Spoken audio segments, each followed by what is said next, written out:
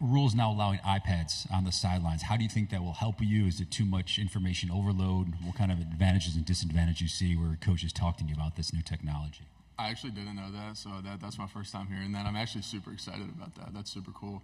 I think going back and watching film this past year, I almost wish that we did have iPads on the sideline because there's so many different situations that happen throughout a game.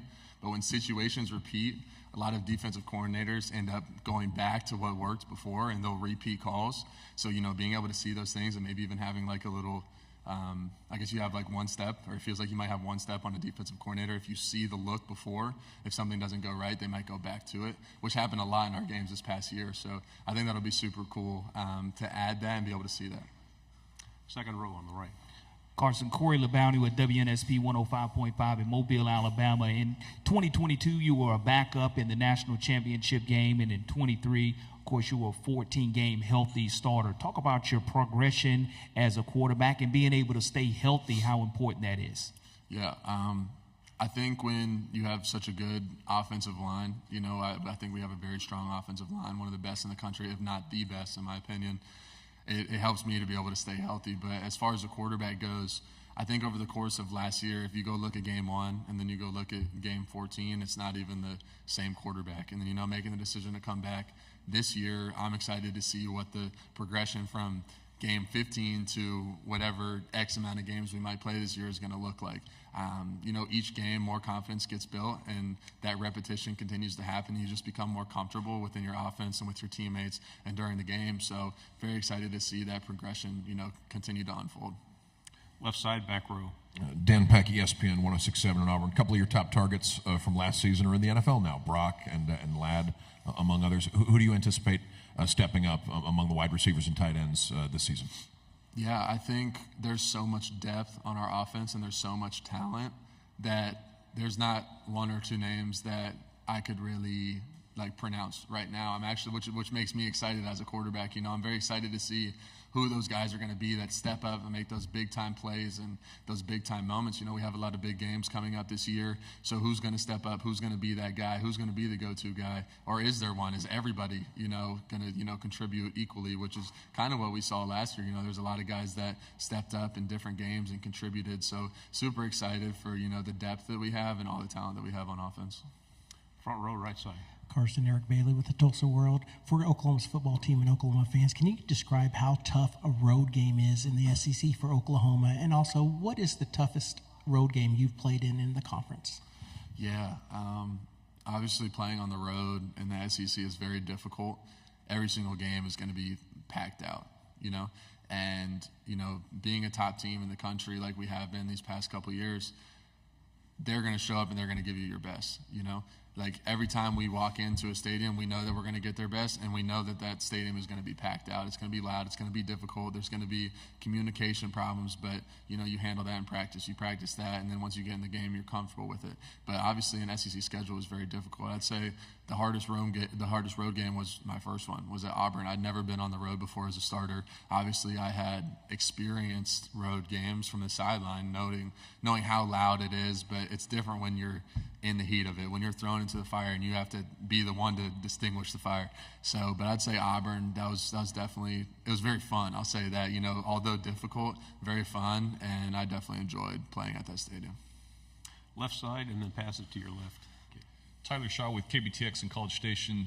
Texas is another team joining the SEC, and they're on your schedule. Just kind of how much are you looking forward to welcoming them to the league? And then in the past, in the Big 12, it was a penalty for horns down. The SEC, that's not the case.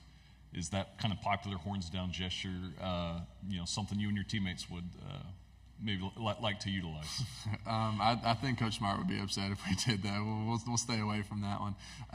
But no, obviously, we do have them on the schedule. I'm very excited to play at that state. I've never been there before. I never visited, never seen it. So very excited to play them. Obviously, a very talented team. And obviously, we have a tough schedule coming up. And we have some big road games against some really talented teams in cool environments, So I'm always excited to go on the road and experience someone else's environment. And, yeah, I know.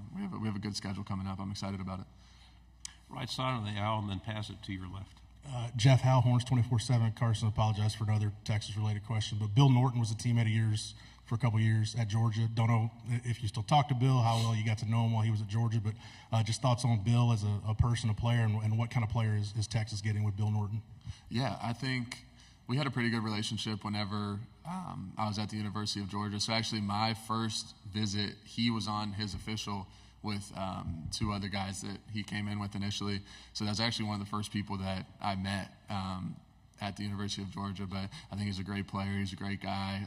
We always had a good time whenever we were together. So Left side on the aisle. Hey, Carson, Dean Legge from Dawg Post. You've got some ink on your left leg that says "Sky's the limit" with this. I think the shuttle. I don't know if it's Challenger or what. Why'd you go with that, and what's the semblance for you? Yeah, I think it's self-explanatory for me. Like sky's the limit is like there is no like as far as like progressing and getting into like where I want to be. Like there is no limit, you know. So like if you shoot for the sky, there is no ceiling, you know. And I feel like that's kind of how I try to approach my game and even myself as a person, is that if I said the sky is the limit, right? I mean, it's kind of self-explanatory. There isn't a limit, you know. It's going to be never-ending progression, and you're just constantly trying to chase that. Third row, right side. Mason Young with the Tulsa World. Carson, now having the experience that you have of being a starter in this league, any advice for other quarterbacks now coming into the SEC for the first time about what it takes to excel as a quarterback in this league? I think the biggest thing is preparing, you know. For me, what gives me confidence is my preparation. So if I prepare the right way on Monday, Tuesday, Wednesday, Thursday, Friday, and then I'm confident going into the game because I don't have anything to worry about. There's no flaws, there's no this. Like I might need to look for this look or look for that, but I think having that preparation aspect is going to give you confidence once you go into the game because it's going to be difficult. Like it's not going to be easy. No matter what week it is, you're playing a talented opponent with a coach that is going to have his players well prepared for you. They know your tendencies, they know the plays you run, so you got to be prepared for what they're about to bring at you. But yeah, I'd say that preparation is the biggest thing that gives me confidence. On the aisle here, and then pass it back. Hey, Carson. Tony Reese, WTVM, Columbus, Georgia. Can you talk about the type of player Mykel Williams is and kind of what he means to the team? Yeah, absolutely. I mean, Mykel is truly like one of the most talented, gifted athletes that I've seen come through the University of Georgia, and that's a lot, you know, given the guys that have come before him at his position. But I mean, he's a top dog. You know, he's going to make plays in the backfield. He's going to shed blocks. He's going to be able to pass rush. And him having that ability to play on every single down and have such an impact that he has is what makes him such a great player. And then beyond that, the guy that he is, the person that he is beyond the football field makes him even better, in my opinion. So, no, he's a great guy. On the aisle, please. Carson, Aaron Mukes, WALB. You're obviously a confident guy. How have you been able to balance that confidence now in year two as a starter, Heisman Trophy candidate, and not gotten overconfident at this point? Yeah, for me, I like to, you know, put my focus on the team around me and focus on what's actually important. You know, when you focus on the team and you really put other people before yourself and you are selfless and you focus on your wide receivers, you focus on the O-line, you focus on the tight ends, you focus on the defense, you focus on the team as a whole, it kind of takes all that, you know, outside noise and pressure of these individual awards and individual statistics, and it puts it on, okay, let's win this week, and then let's win the next week, and then so on and so forth. And when those things happen and you can focus on the team and everybody on the team is on that same mindset, that's when those individual, you know, kind of awards start to happen. So, like I said, just focusing on the main thing and keeping that the main thing. Final question, left side. Trevor Denton, Way 31. Carson, Nick Saban was just talking about you on the SEC Network broadcast, saying that he knows you well from when you were committed there. How close were you to joining Alabama, and kind of what's your relationship like with Coach Saban?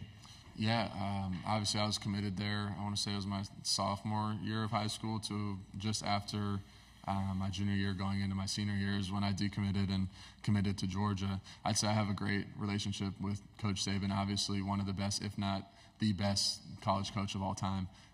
You know, his demeanor, the way he approaches the game, his intelligence level towards football, the respect that he demands from his players. I think we had a great relationship. Obviously, I never got to experience him actually being a coach, but from what I've heard and from what I was able to see in building a relationship with him, I mean, he's an amazing coach and an amazing person as well.